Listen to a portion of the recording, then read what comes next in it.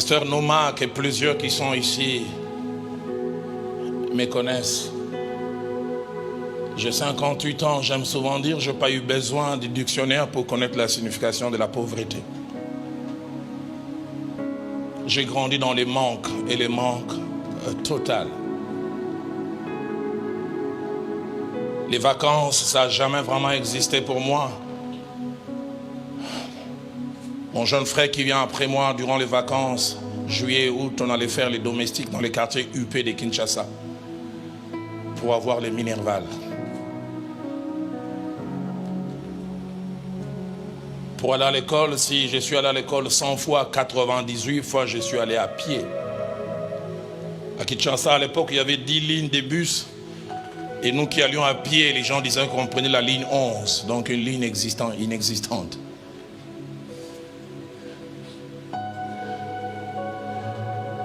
Durant plusieurs années, j'avais l'impression d'être né du mauvais côté de la vie. Il y a des choses qui sont normales pour plusieurs, mais moi, je les dois à Dieu. C'est Dieu et l'évangile qui m'ont donné un nom. Je suis étonné quand je passe dans les rues de Kinshasa, les gens m'arrêtent, ils veulent prendre une photo avec moi. Je les dois à Dieu. C'est Dieu qui m'a habillé.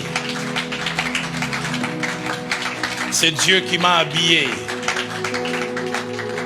Durant 2 années, j'avais une seule chemise que j'appelais fille unique parce qu'il n'y avait ni petite sœur, ni grande sœur.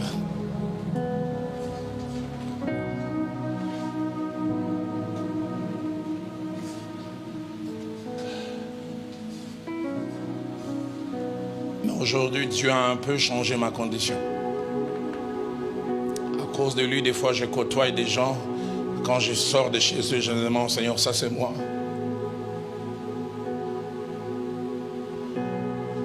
Mais je dis souvent au Seigneur, Seigneur, tu m'as donné ces choses, mais c'est toi qui es le plus important.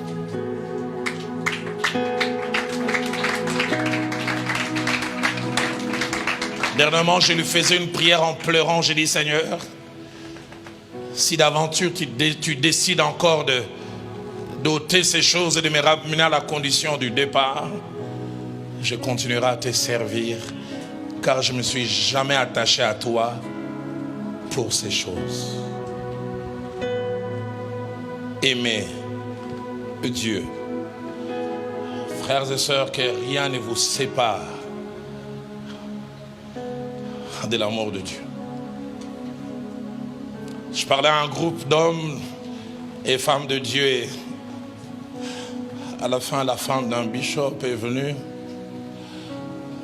Elle m'a parlé en me disant quelque chose qui m'a brisé les cœurs et m'a fait pleurer. Elle dit, je connais mon homme, mon mari depuis 32 ans.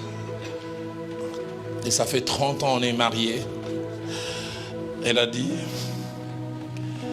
les frères en Christ que je connais il y a 32 ans craignaient Dieu. Mais le bishop est un païen. Les frères en Christ que j'ai connus il y a 32 ans craignaient Dieu, aimaient Dieu. Dieu était sa priorité. Mais le bishop est un païen. Il a augmenté en responsabilité, en visibilité, en renommée. Mais il a perdu en consécration. Il a perdu en sérieux.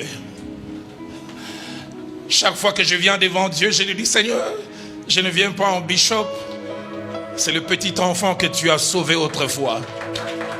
Devant Dieu, je ne serai jamais un apôtre. Je ne viens pas dire, Seigneur, c'est l'apôtre. Je disais ce matin, alors que j'ai médité cette parole, je dis, Seigneur, donne-moi le cœur de David. David, quand il a accédé à la royauté, il ramène l'arche. Il a choqué les gens. Il a dansé presque nu. Il avait dit, il dansait de toutes ses forces. Et Michal est déçu. Comment il peut descendre si bas? David lui dit, j'ai dansé devant mon Dieu qui a pris la royauté chez Saül et qui m'a préféré. Je disais, Seigneur, que je ne devienne jamais. Vous savez, devant Dieu, David dit, je ne suis pas roi. Je suis simplement un fils. un enfant. Que ce soit que nous ne puissions jamais l'oublier. 1 Roi chapitre 10, verset 4 et verset 6. Des passages qui me choquent et m'interpellent. Un homme qui au début il tremblait, il disait, je ne suis qu'un jeune homme, je n'ai point d'expérience. Il a tellement besoin de Dieu qu'il va aller chercher. Et puis finalement, quand Dieu l'élève, ma Bible m'a dit, son cœur ne fuit point tout entier à l'Éternel. Aidez-moi à poser la question à votre voisin. Quel genre de personne allez-vous devenir si Dieu vous amène vers le maximum?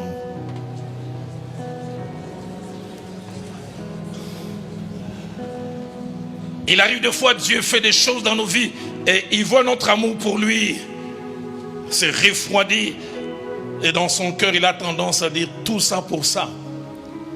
Tout ce que j'ai fait, c'est pour qu'il en arrive là. Et non, Marc, je reviens encore à toi. Je te supplie. Ne fais pas du petit minimum que tu es en train de voir le maximum. Dieu t'amène et t'amènera encore plus loin.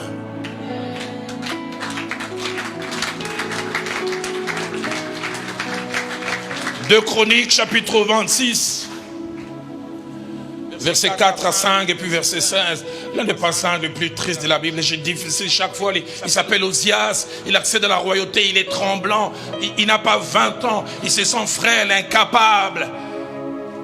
La Bible dit, il s'est disposé à rechercher l'Éternel. Il avait dit, il les rechercha de tout son cœur. Et ma Bible m'a dit, quand il les rechercha, comme ça arrive toujours, Dieu les fit prospérer. Dieu les rendit imposants. Mais écoutez ce que le verset 16 dit. Mais lorsqu'il devint puissant, son cœur s'éleva pour les perdre. Et ça ne s'arrête pas là, il dit, il pécha contre l'Éternel.